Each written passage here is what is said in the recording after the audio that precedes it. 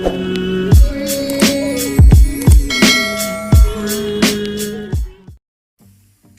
semua, Assalamualaikum. Jumpa lagi bersama saya, Cikgu Tengku dalam video pembelajaran dan juga panduan menjawab buku teks Bahasa Melayu tahun 1 muka surat 149 dan buku aktiviti tahun 1 jilid 2 muka surat 79 dan 80, tajuknya Catatan Jamil.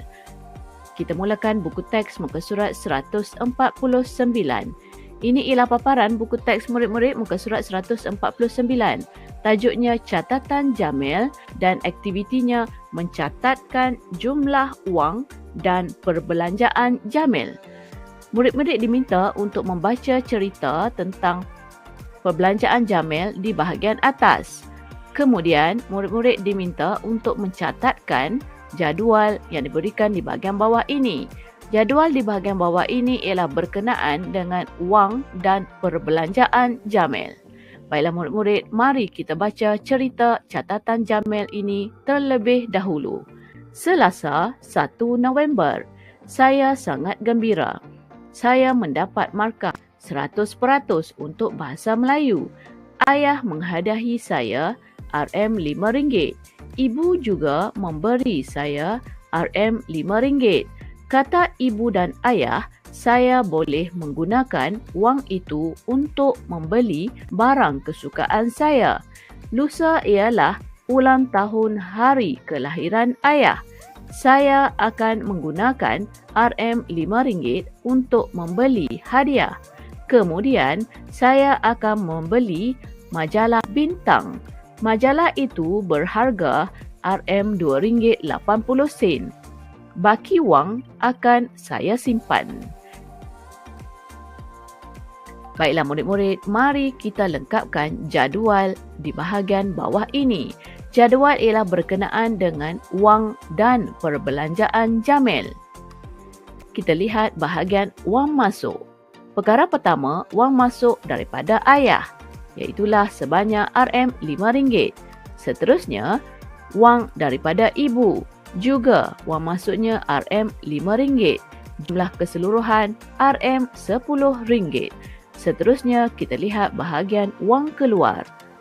Wang keluar, Jamil bercadang untuk membeli hadiah hari jadi ayahnya, iaitulah sebanyak RM5. Kemudian murid-murid perlu mencari apakah perkara untuk wang keluar RM2.80. Jika kita lihat daripada cerita yang diberikan di bahagian atas, terdapat wang keluar sebanyak RM2.80 untuk penggunaan majalah Bintang. Maka kita tulis di bahagian perkara, majalah Bintang, wang keluarnya sebanyak RM2.80 dan baki pula sebanyak RM2.20. Baiklah murid-murid, ini ialah cara bagaimana kita mencatat maklumat berdasarkan cerita tadi dimasukkan ke dalam jadual yang diberikan ini. Baik murid-murid, kita teruskan buku aktiviti muka surat 79 dan 80. Ini ialah paparan buku aktiviti murid-murid muka surat 79. Arahannya, baca, fahami dan catatkan. Murid-murid diminta untuk membaca cerita tentang Sarjit ini. Kemudian, murid-murid diminta untuk melengkapkan jadual yang ada di bahagian bawah berdasarkan kepada gambar yang diberikan di bahagian ini dan juga cerita di bahagian atas tadi. Mari kita mula baca cerita tentang Sarjit ini terlebih dahulu. Sarjit hendak berbelanja pada hari kantin di sekolahnya. Dia mengeluarkan wang RM7 daripada tabung simpanannya. Dia membeli alat tulis seperti pensel dan pemadam. Dia juga membeli nasi lemak dan air bali. Baki wang didermakannya kepada tabung kebajikan dan tabung derma kilat. Baiklah murid-murid, mari kita lengkapkan jadual yang diberikan di bawah ini. Jadual ialah berkenaan 3 perkara, iaitulah pembelian sarjit untuk alat tulis, untuk makanan dan minuman dan juga untuk derma. Kita mulakan alat tulis. Jika kita lihat, bahagian pensel telah diletakkan di bahagian bawah ini, di dalam jadual ini, iaitulah sebanyak RM50 sen. Alat tulis kedua dalam senarai ini ialah pemadam, iaitulah berharga RM80 sen. Seterusnya, bahagian makanan dan minuman. Yang pertama, sarjit telah membelanjakan sebanyak RM1.50 untuk nasi lemak.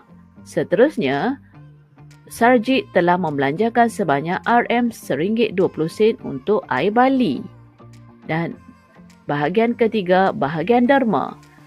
Derma pertama yang telah dibuat oleh sarjit ialah untuk tabung kebajikan sekolah. Itulah sebanyak RM2. Dan derma kedua ialah kepada tabung derma kilat. Itulah sebanyak RM1. Baiklah murid-murid, ini ialah paparan bagaimana jika murid-murid telah siap menulis ataupun mencatatkan apa yang dibelanjakan oleh sarjit pada hari kantin sekolahnya mengikut kategori yang diberikan. Baiklah murid-murid, kita teruskan muka surat 80.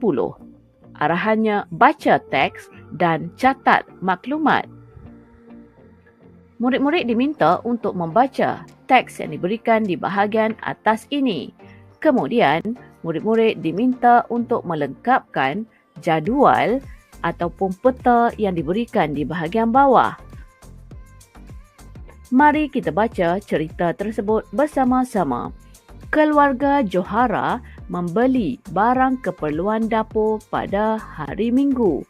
Sebelum membeli belah, ibunya akan menyemak barang-barang dapur yang perlu dibeli seperti minyak masak dan beras.